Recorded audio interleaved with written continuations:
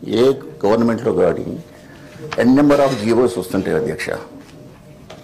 అన్ని జీవోలలో GOMS number 317 ఒక సంచలనం సృష్టించింది.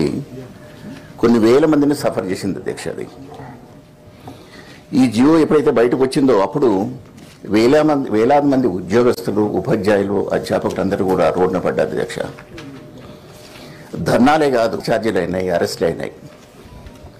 ఈ సందర్భంలో అప్పుడు బీజేపీ అధ్యక్షుడు బండి సంజయ్ గారు, తర్వాత ప్రస్తుత కేంద్ర మంత్రి అయినటువంటి బండి సంజయ్ గారు అరెస్ట్ కాదు అధ్యక్ష, జైలు కూడా పోయినారు ఈ విషయంలో. ఈ సందర్భంలో మాజీ ముఖ్యమంత్రి గారు ఏమన్నారంటే, ఎవరే కానీ ఏ ఉద్యోగస్తులు కానీ ఉపాధ్యాయులు కానీ GOMS నెంబర్ 317 ప్రస్తావన తీసుకొస్తే లాగులు పలగొట్టండి అని ఫౌల్ లాంగ్వేజ్ కూడా యూజ్ చేశారు అధ్యక్ష పబ్లిక్గా. అంటే దీనినంటే ఈ ప్రస్తుత ప్రభుత్వం ఉన్నటువంటి ముఖ్యమంత్రి గారు, మినిస్టర్లు కూడా సఫర్ అయిన వాళ్లకు స్పష్టమైన హామీ ఇచ్చిన అధ్యక్ష. ఇది చాలా అన్సైంటిఫిక్ జీవో, దీన్ని మనం రెక్టిఫై చేస్తున్నామని. దాని గురించి నేను కూడా అప్పుడు కౌన్సిల్లో ప్రస్తావించిన అధ్యక్ష, గౌరవ ముఖ్యమంత్రి ముందల. వారు దాన్ని మన సూచనలను ఆమోదించి ఒక క్యాబినెట్ సబ్ కమిటీని కూడా కాన్స్టిట్యూట్ చేసిన అధ్యక్ష. అయితే ఈ మధ్య మీకు ఎంతమంది సఫర్ అయినారో ఏందనే ఉద్దేశంతోనంటే, నాకు తెలిసిన ఇన్ఫర్మేషన్ ఏంటంటే 21,000 ఎంప్లాయీస్ పిటిషన్స్ వచ్చినాయి అధ్యక్ష, వాళ్ళకు ఉన్నటువంటి ప్రాబ్లమ్స్తోని. ఆ 21,000లో మేజర్ కాంపోనెంట్ ఎవరంటే teachers. I being the teachers representative రోజు ఎంతో మంది సమస్యలతో వస్తున్నారు అధ్యక్ష. అయితే ఆ 21,000 పిటిషన్స్ వచ్చినాయి. వాళ్ళకు ఉన్నటువంటి స్థానికత కావచ్చు, వైఫ్ అండ్ హస్బెండ్ కేసు కావచ్చు, ఇవన్నీ కూడా ఆ కాన్స్టిట్యూట్ చేసిన తర్వాత ఈగర్గా చాలామంది వెయిట్ చేసినారు ఆ రిపోర్ట్స్ ఏమొస్తున్నాయి, రికమెండేషన్స్ ఏమొస్తున్నాయని. చివరికి పబ్లిక్గా ఆ రికమెండేషన్స్ ఎవరు చెప్పలేదు అధ్యక్ష. చదివాని ఏంటంటే, రీసెంట్గా ఆ కమిటీ రిపోర్ట్స్ను కూడా ఆమోదించి GOMS నెంబర్ 243, 244 అండ్ 245 తీసారని. దాంట్లో ఏముంది అధ్యక్ష, ఒకటేమో వైఫ్ అండ్ హస్బెండ్ కేసు, రెండోది వచ్చేసి ఏంటంటే హెల్త్ కేసు, మూడోది వచ్చేసి ఏంటంటే ఆన్సర్స్.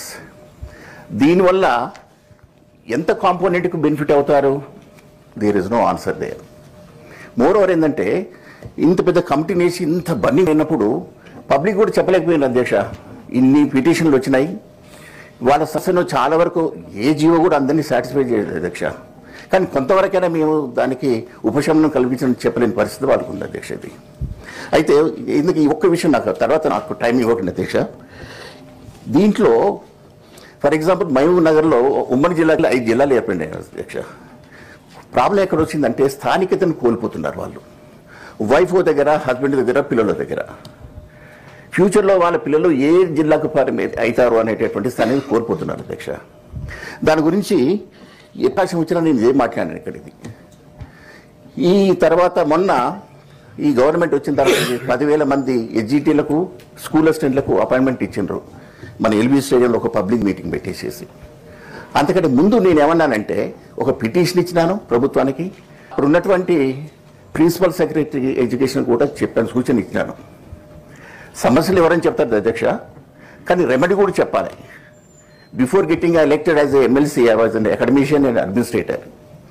ఏమనంటే 10,000 ఉద్యోగాలు ఇస్తున్నారు, వాళ్ళకి అపాయింట్మెంట్స్ ఇచ్చే ముందు ఈ పిటిషన్లు ఎవరైతే పెట్టుకున్నారో, సఫర్స్ ఉన్నారో వాళ్ళకి అవకాశం ఇవ్వండి. వాళ్ళు చేరిన తర్వాత కొత్త వాళ్ళు ఎక్కడ చేస్తే అక్కడ పోతారు అధ్యక్ష, పెద్ద సమస్య కాదు. అది కూడా ఈ గవర్నమెంట్ ఏం చేసిందంటే, 6 నెలల్లో ఒక 50 మందికి ఉద్యోగం ఇచ్చిన, కౌంట్ పెంచుకోవాలనే ఉద్దేశంతో హైపర్ ఇచ్చిందని నేను అనుకుంటున్నాను అధ్యక్ష. అది నిజం కాదు అది. అప్పుడు చాలా సమస్యలు పరిష్కారం అయ్యేది. ఇప్పుడైనా కానీ నేనేమంటున్నాను అధ్యక్ష అంటే, వాళ్ళ సమస్యలు పరిష్కారం చేయండి. ఎన్రోల్మెంటు ఊర్లలో తగ్గింది. మొన్ననే ఎవరు అన్నారని 2,000 స్కూళ్ళలో 0 ఎన్రోల్మెంట్, సింగిల్ డిజిట్, 3 డిజిట్స్ ఉన్నటువంటి స్కూళ్ళు చాలా తక్కువ ఉన్నాయి, చాలా ఎక్కువ ఉన్నాయి, మిగతా తక్కువ ఉన్నాయి. అటువంటిప్పుడు ఏమవుతుందంటే ఎన్రోల్మెంట్ అర్బన్లో సబర్బన్లో బాగా పెరిగింది అధ్యక్ష. కొత్త పోస్టులు క్రియేట్ చేయలేదు. కాబట్టి ఇప్పటికైనా కానీ రేషనలైజ్ చేసేసి ఎక్కడైతే స్కూళ్ళలో స్ట్రెంత్ పెరిగిందో ఆ పోస్టులకు క్రియేట్ చేయండి. లేదు అనుకుంటే సూపర్ న్యూమరరీ పోస్టులని క్రియేట్ చేయండి. ఇప్పుడు ఎట్లా అయిపోయింది కాబట్టి కొత్త వాళ్ళు వాళ్ళ స్థానాలు చేరింది కాబట్టి దీంట్లో ఎవ్వరూ బెనిఫిట్ అవ్వట్లేదు. కాబట్టి ఫ్యూచర్లో అట్లీస్ట్ రాబోయే 4 సంవత్సరాల్లో కొన్ని వేల మంది రిటైర్మెంట్ కాబోతున్నారు అధ్యక్ష. వాళ్ళ ప్లేస్లో ఇప్పుడు ఒక జీవో ఫామ్లు ఇవ్వండి, అప్పుడు తర్వాత చూస్తామంటే కాదు. So that they will be happy.